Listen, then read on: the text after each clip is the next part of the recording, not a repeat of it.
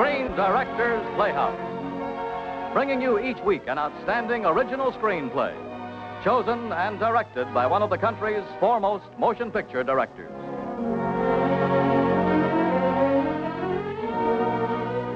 Tonight, our director is John Ford, the only man ever to win 4 Academy Awards for direction. Mr. Ford has selected a fascinating story about the baseball world entitled Rookie of the Year. The starring role is played by one of Hollywood's best-known stars, John Wayne, in his first dramatic role on television, and introduces his son, Pat Wayne.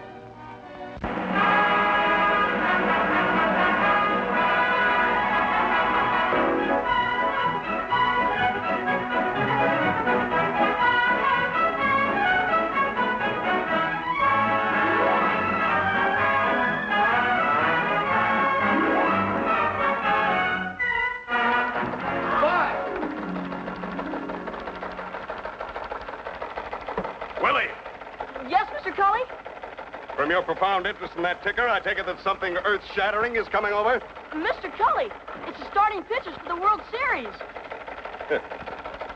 Tell Mike Cronin I want to see him. Right now. Yes, sir. Mike, Mr. Cronin. Hey, quit reading over my shoulder. Bad manners. What is it? A novel? Cowboys and Indians? No. You can call it a passport, a ticket from here to there. Maybe a stay of execution. But whatever you call it, it's manna from heaven. Gee, an old Iron Lungs wants to see you. Well, right you'll away. have to wait. Hello, Betty. I'd call to New York. New York? Well, keep trying, will you? What time is it? Is it that late? Well, you better put that call through person to person. To Ed Schaefer in the press box of the Yankee Stadium. Yes, the press box. Ed Shaver with a globe. Okay, honey. The press box of the Yankee Stadium on the opening day of the series. Wow, would I like to be there now. Well, kid, maybe I can fix it for you. Not today or tomorrow, but maybe the 3rd or 4th day. Are you kidding? You think I'd kid about a sacred thing like that? Haven't we been working together, man and boy, for 5 months now? No. At a time like this, I say...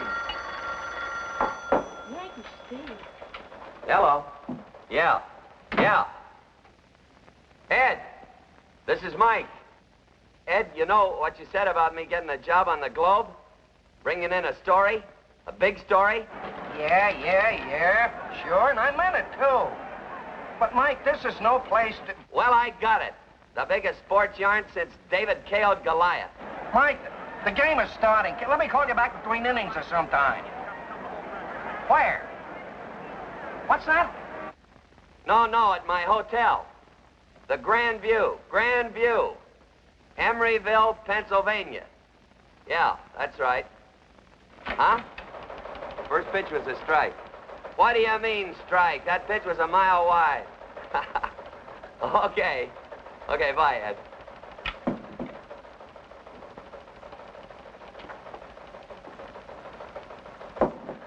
Cronin, your day off is Sunday, not Sunday, Monday, and Tuesday. Well, I wired you. I had some time coming. I took it. I decide when a member of my staff takes time off, I'm docking you 2 days' pay.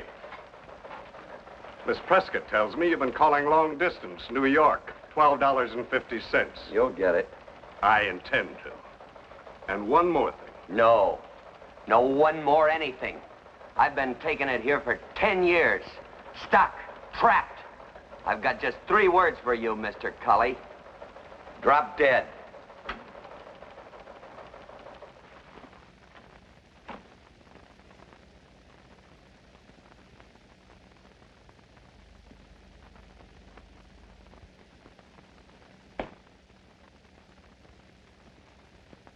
Funny, I'd never even seen the kid play till 3 days ago, my Sunday off. I drove into New York to see Ed Schaefer and wound up in the press box of the Yankee Stadium. And there he was. Man, what'd I tell you? Fastball, curve, slider, all the same. Bang! Kid can really handle himself. Oh, and what a nice boy, too. Phil, more coffee. Not like most of these morning glories. Coffee, Ed.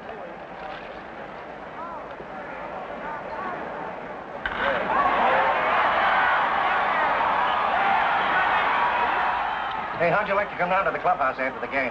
Maybe you can pick up a story. On my day off, anytime I work for Cully, he pays for it.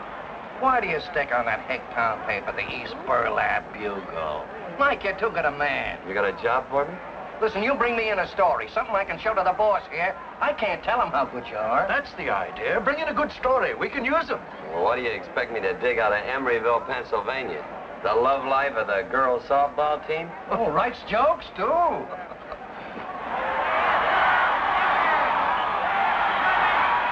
It was just another ball game. The Yanks had sewn up the pennant 2 days before. But I couldn't take my eyes off that kid, Lynn Goodhue. I couldn't get over the feeling I'd seen him before. And then he came to bat in the sixth.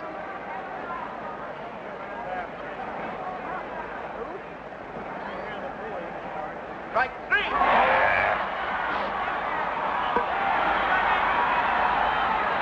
Cute, isn't he? Yeah.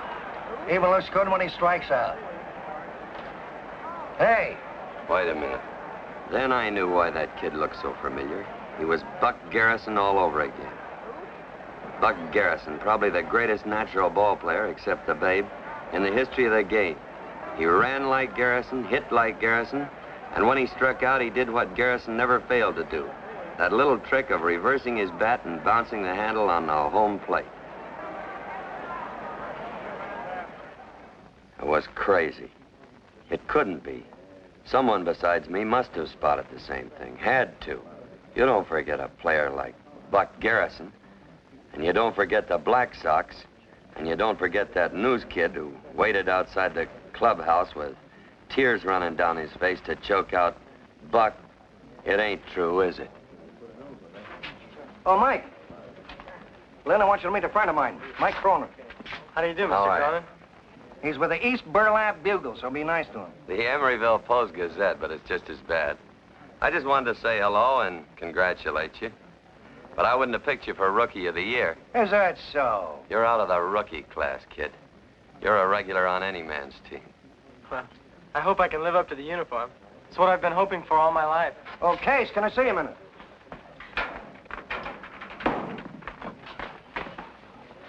I see it.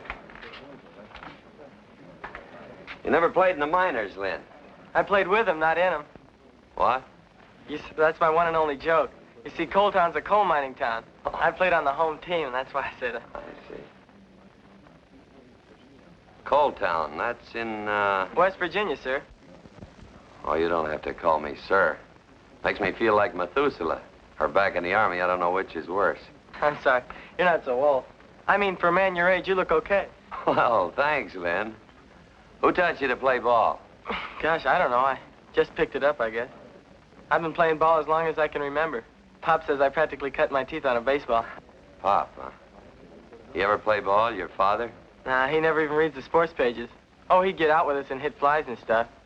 Working in the mines, he never had much time. Well, I guess you'll want to get to your shower. I just wanted to say good luck on the series. Thanks. I still can't believe it somehow, me playing in the series. I keep thinking I'm going to wake up and find I've been dreaming. You're awake, all right. Lynn, does the name Garrison mean anything to you? Garrison. No, except there was a famous jockey. And oh, yeah, the ball player. Buck Garrison. Yeah, I read about it. The Black Sox scandal with the gamblers. They threw him out of baseball, didn't they? That's right. It was a long time ago. Well, Ready, Mike? Oh, collecting autographs, huh? Well, Go on. Sure. Don't be bashful. Sign it for him. Go ahead. do you really mean it? Sure, sure. He'd be showing this all over East Bugle. Here, here's my pen. You know, it's the first time any newspaperman ever asked me for my autograph. I don't write so clear, but... Here, and thank you very much, Mr. Cronin. let's get out of here. Sure, sure. Well, kid, don't read my column tomorrow. I don't want you to get a swell head. Hear me? Okay. And thanks, Mr. Schaefer. Come on, the bars close at 2 in the morning. Yeah, if they'd have known what was in the back of my mind, they'd have torn me limb from limb. But if Lynn Goodhue was Buck Garrison's son, boy, I had me a story.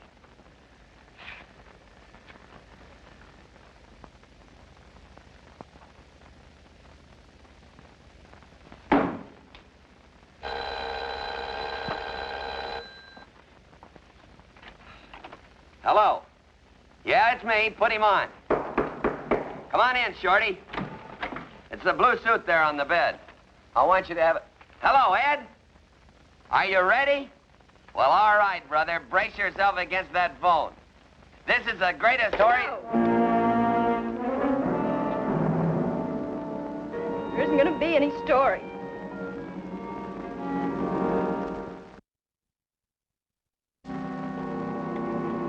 Please, I want to talk to you. Well, I'd listen a lot better if you'd put that thing away. Let it ring? Okay. Okay, but sooner or later, somebody's going to wonder why I don't answer it. I drove all night to get here because I had to tell you... You're tired. Why don't you sit down? Well, go ahead. I'm what you'd call a captive audience. Oh, how can a man be so evil? How can you honestly be so evil? I'm a newspaper man. I don't make the facts, just report them. What do you know about facts? You lied the whole time you were in Cold Town. You lied to me and you lied to Mr. White at the Sentinel. What'd you have to come to Cold Town for?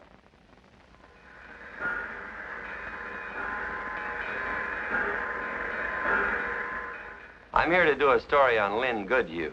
Lynn Goodhue? Yeah, sort of a special feature. Well, now, you couldn't have come to a better source. We're mighty proud of that boy here in Cold Town. Mighty proud. Well, you have reason to be. What about his background, his folks? Well, now, as I always said, the world's been a poorer place since Mary Lynn died. Mary Lynn? That was his mother. Lynn was a maiden name. Oh. Welsh, I reckon. She taught school. Always had a way with kids. She helped start the milk fund and the day nursery. When Lynn was born, she was so happy, it made you feel real good just to look at her. And then, in no time, she was dead. Heart. That's the last thing should have killed Mary Lynn. Heart.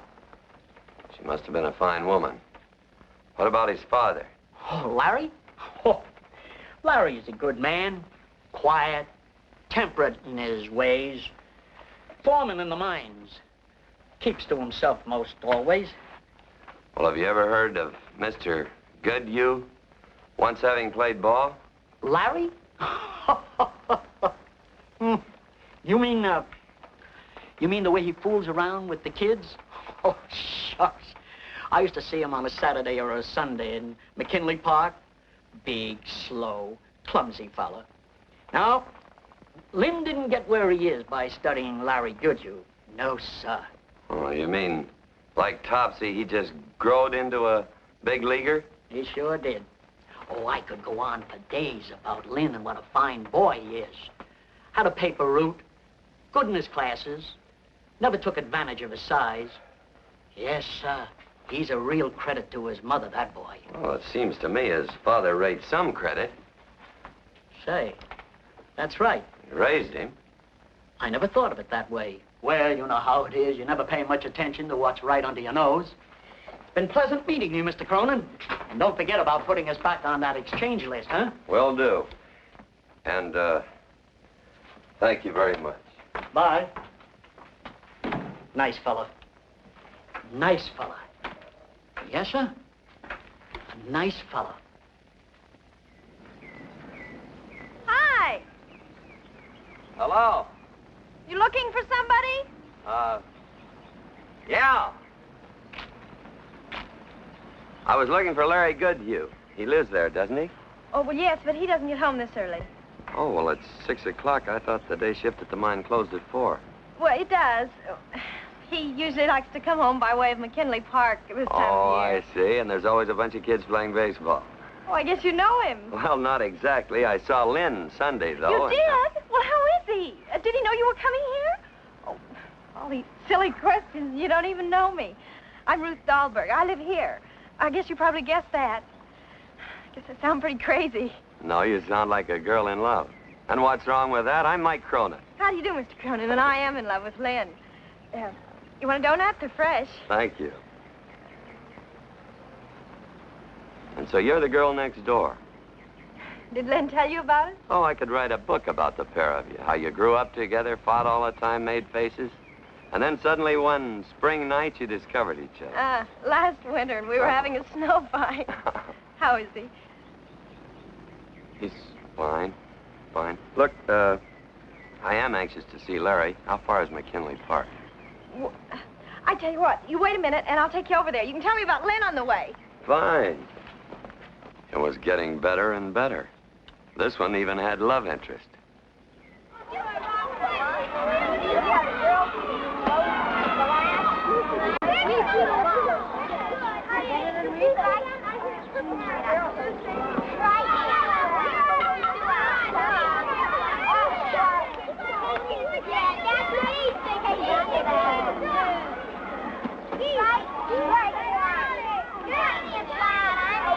Now keep your eye on the ball.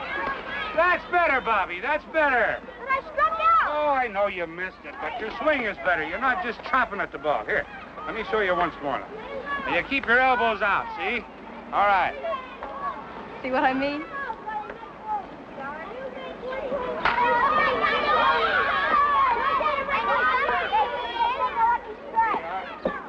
Hey, Dad.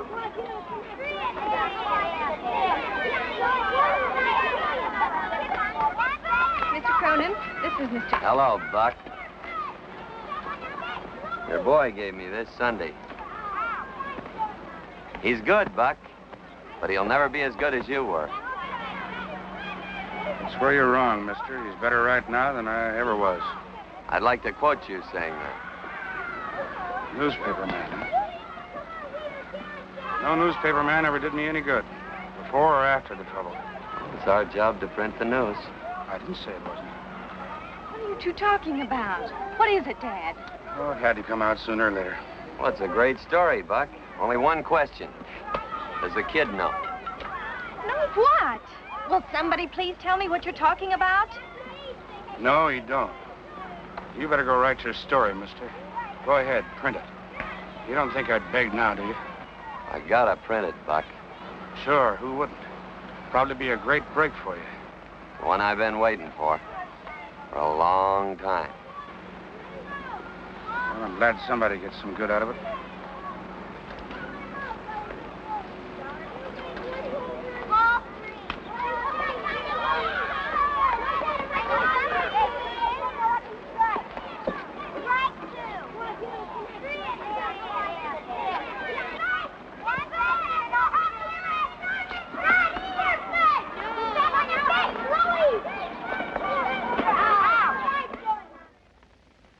Why do you have to rake up past history and use it against a boy who's never done a dirty thing in his whole life?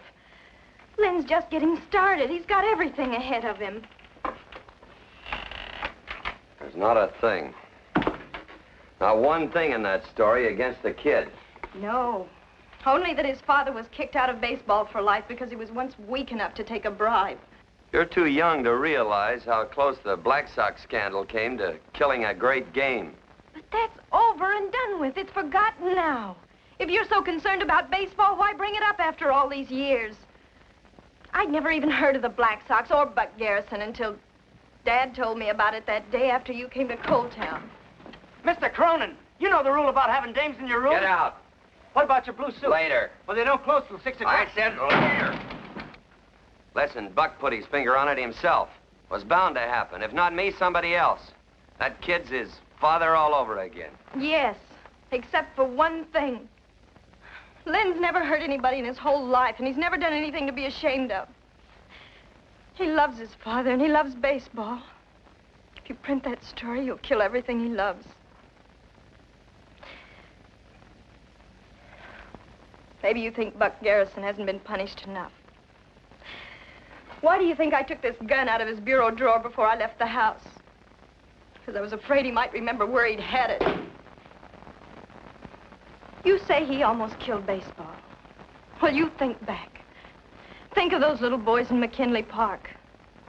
Did he almost kill baseball for them, Mr. Cronin?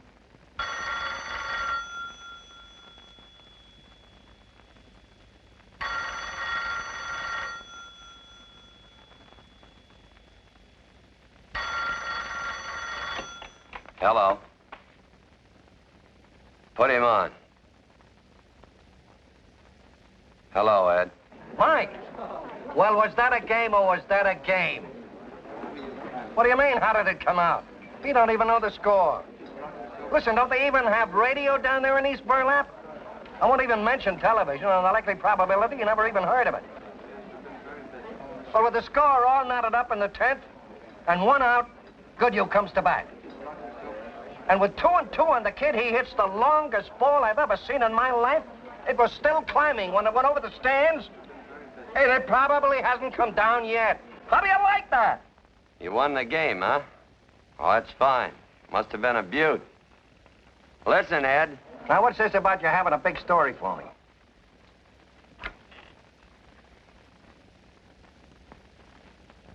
No story, Ed. Oh, I thought I had a good one on Rookie of the Year. But no dice. Quiet down, gang, will you, please? Mike, did you say you had an angle on Lynn Goodhue? Oh, you silly jughead, you. Mike, that angle wouldn't be that he was really Buck Garrison's boy, would it now? Mike, pal, you need a change. I didn't know you could get jungle fever in the sticks, but brother, of course, we all know it. Anybody that print a story like that and tell that kid that... I got him. The patsy. The one for that assignment you've been trying to push off onto me. But if that person is so stupid... He ain't stupid. He's smart. He's got a war record a mile wide. Mike, pal, are you still with me? Yeah, I'm here. Or what's left of me. If you want to go to Japan without a pack on your back and branches sticking out of your helmet, get on up here. You got an assignment. Huh? A tour? A tour of the Orient, the All-Stars, after the series? Well, what are you waiting for? Get the lid out. And get... They do have trains in East Burlap, don't they? How do you like that guy? Who's for the match game?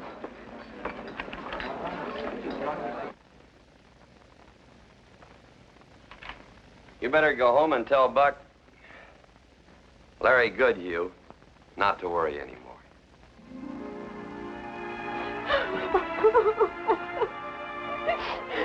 Or maybe you better phone him.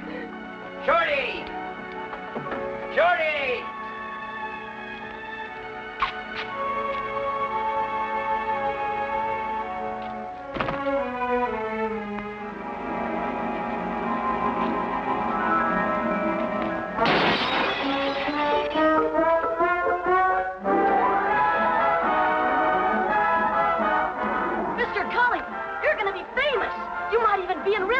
Mr. Cully, you've just been hit by the longest home run on record.